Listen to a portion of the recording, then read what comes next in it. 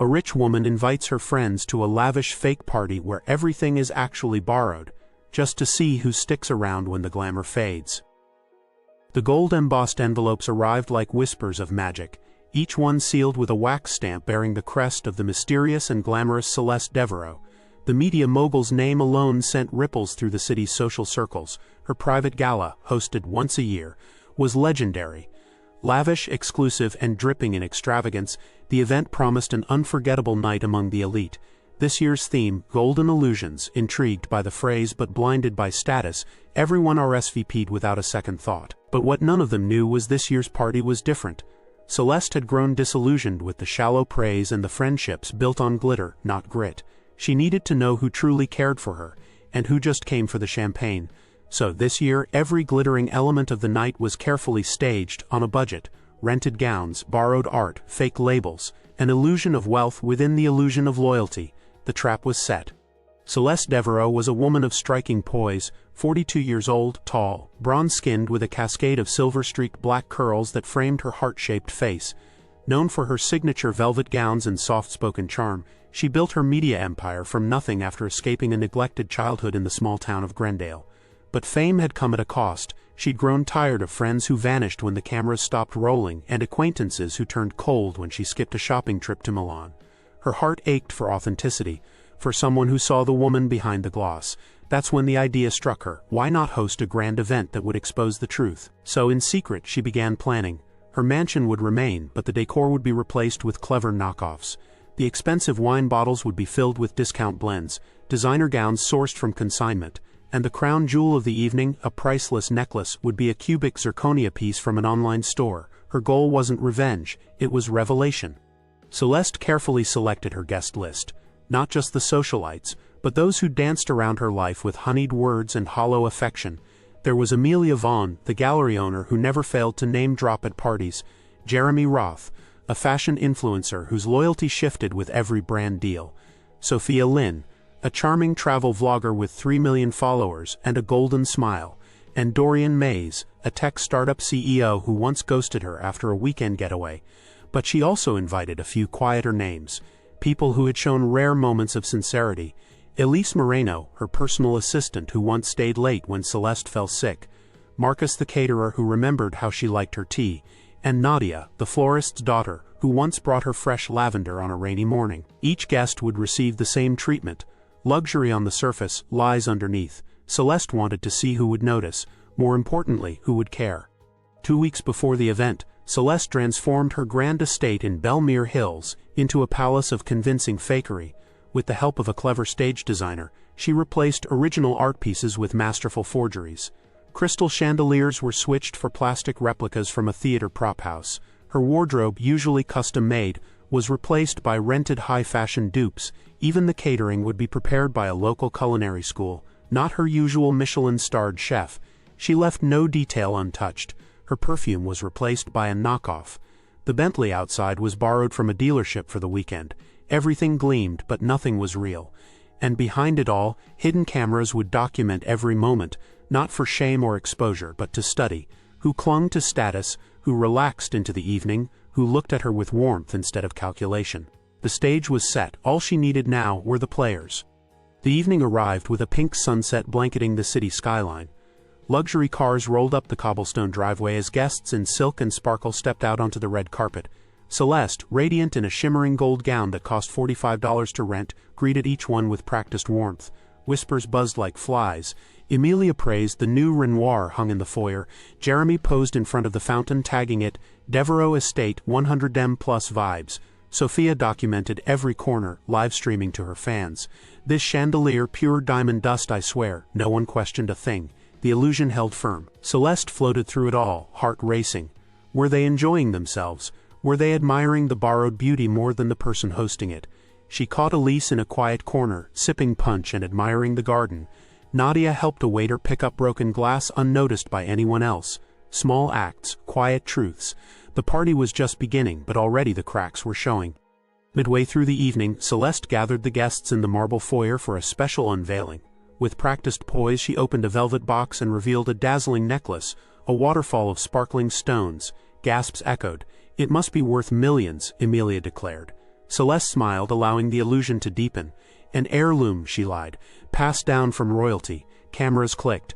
Dorian whispered something about insuring it. Sophia posted a video titled, "Wearing Real Royal Jewels?" But Elise, standing to the side, narrowed her eyes. She wasn't fooled by sparkle. She recognized the clasp. It was identical to one sold at a boutique where she once bought a gift for Celeste. She said nothing, but something in her softened. The necklace, like everything else that night, was a trap, and the reactions were everything Celeste needed to see. As the party swirled around her in waves of glitter and laughter, Celeste retreated briefly to her study, a room untouched by the illusion. The shelves bore real first editions, family photographs, and awards she'd actually earned. It was a sanctuary where truth breathed freely. There, she reviewed footage from the hidden cameras.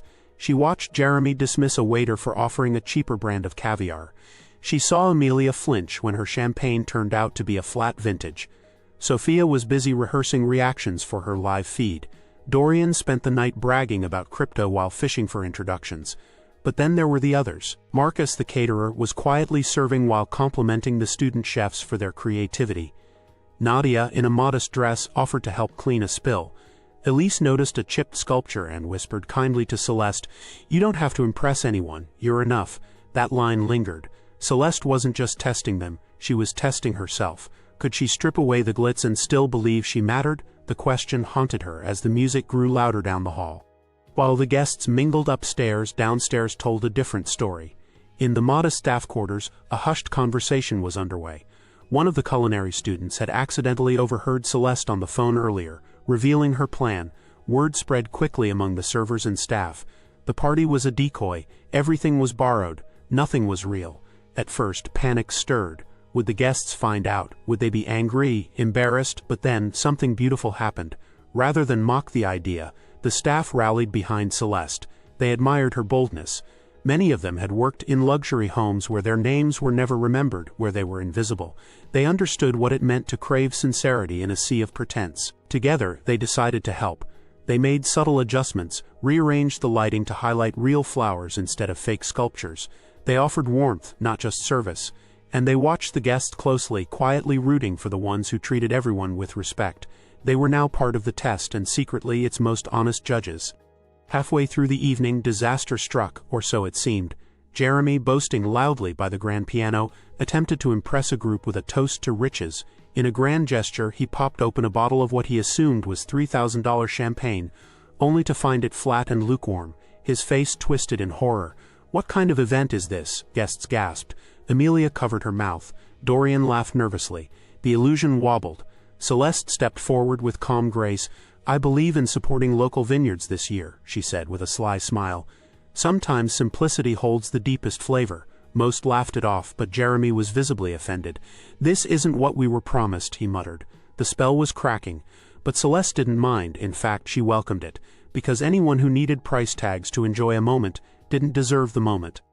Sophia Lynn had been live streaming all night. Her followers adored her. Every shot, every pose, every "oh my gosh, look at this" moment. Her feed was a highlight reel of perfection, carefully curated.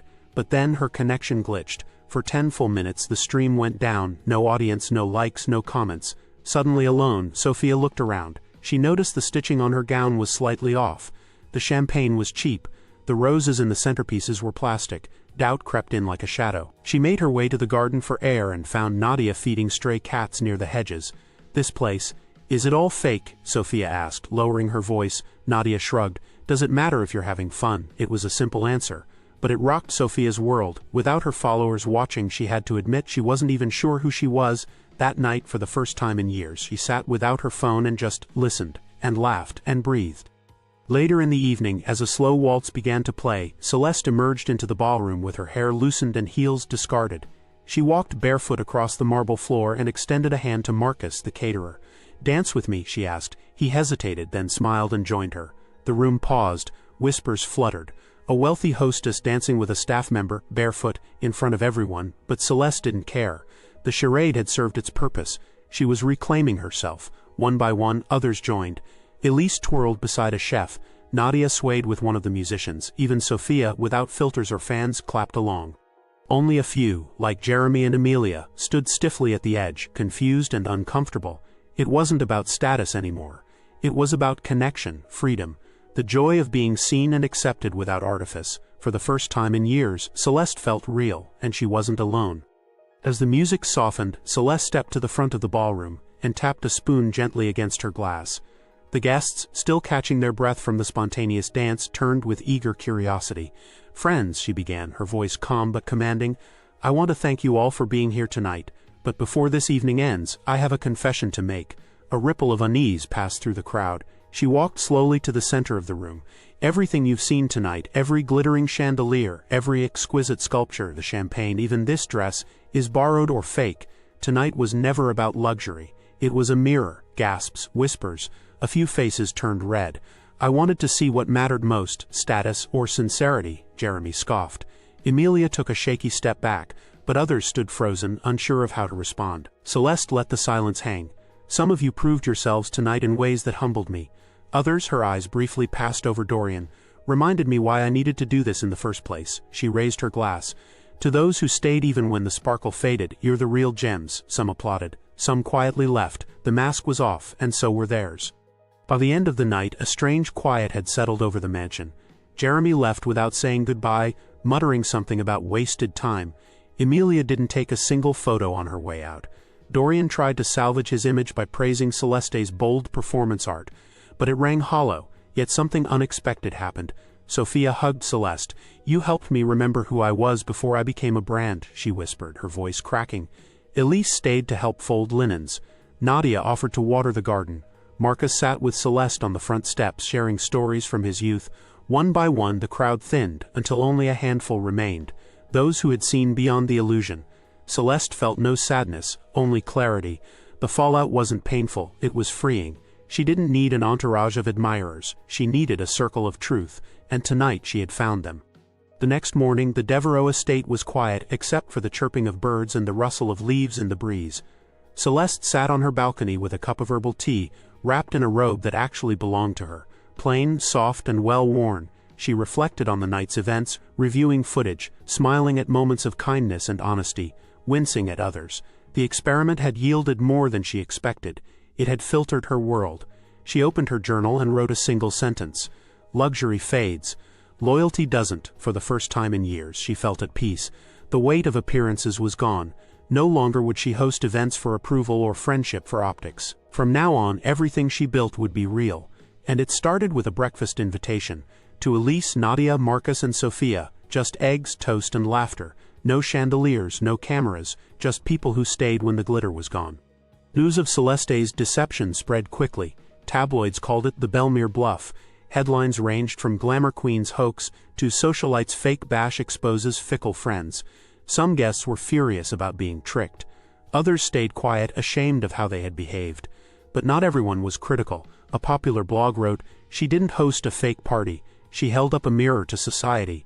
Elise was offered a book deal about authenticity in elite circles.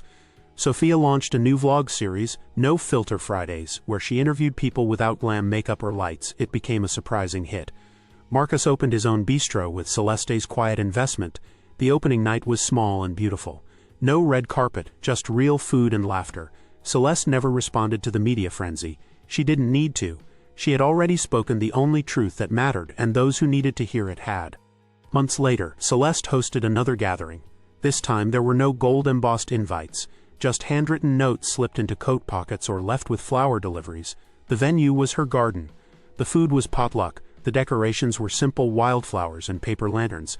Elise brought homemade cookies, Marcus made vegetable stew, Nadia strummed a guitar beneath a tree. Sophia arrived in sneakers and offered to take candid Polaroids. As the sun set, the group circled around a fire pit.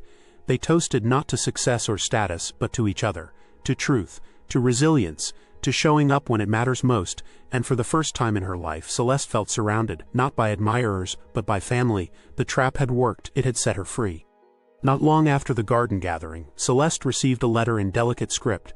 It was from her childhood friend Marin, a woman she hadn't seen in over 20 years. The letter was simple but heartfelt. "I saw what you did. It reminded me of who you always were, even when we were kids pretending to be queens in a cardboard castle. You were never impressed by gold, only by grace." The words hit harder than Celeste expected. She hadn't realized how much of her identity had become tangled in luxury and status, how far she'd drifted from the barefoot dreamer who once danced in backyards instead of ballrooms. The party had revealed more than fake friends. It had reminded her of the essence she thought she'd lost. With teary eyes she wrote back, inviting Marin to visit. That weekend they reunited, two women, weathered by time, walking barefoot through the same garden where the illusion had once crumbled. And in that quiet moment, Celeste felt the final piece click into place. She had come full circle. Despite the initial backlash, Celeste's bold experiment began sparking conversations across the country. Podcasts debated it. Morning shows dissected it. One university even invited her to speak on the subject of authenticity in curated spaces. She declined, not because she didn't believe in the message, but because she didn't want to become a spectacle again. Instead, she collaborated anonymously with a non-profit that helped women reclaim their identities after social pressure or financial downfall. Quietly, she funded support groups and small business grants for those rebuilding their lives. The media eventually moved on, but the ripple effect remained. People began asking deeper questions at parties. Influencers started showing more unfiltered moments. Luxury, it seemed, was no longer the main currency of relevance. And as for Celeste, she simply kept living, hosting humble dinners, writing in her journal, surrounding herself with people who saw her, not her brand. Her reputation wasn't just restored, it was reborn. Spring arrived early in Belmere Hills. Celeste's garden, once just a scenic backdrop for pretentious parties, now brimmed with real joy. Children laughed among the lavender. Neighbors dropped by with homemade pie. Elise visited weekly, often staying late to talk beneath the stars. Nadia brought her mother for tea. Marcus taught cooking classes under the oak tree.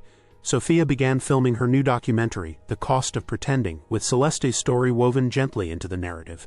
No staged photos, no borrowed gowns, just the truth. Celeste spent most mornings tending to her roses with dirt under her nails, a floppy hat on her head, and her phone switched off. The garden had once been curated to impress. Now it bloomed to nourish, and so did she. On the anniversary of the infamous party, Celeste held a modest gathering with just a dozen people, those who had stayed. No lights, no press, no fanfare. As the group sipped cider and passed around freshly baked bread, Elise raised her glass. To the woman who taught us that shine doesn't come from gold, it comes from courage. They clinked glasses.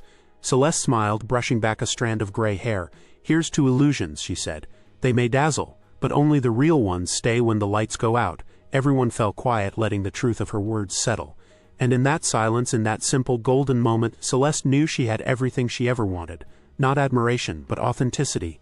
Not applause, but love. If this story moved you, inspired you, or reminded you that real connection matters more than status, don't forget to subscribe for more powerful tales that peel back the layers of luxury and reveal the heart beneath.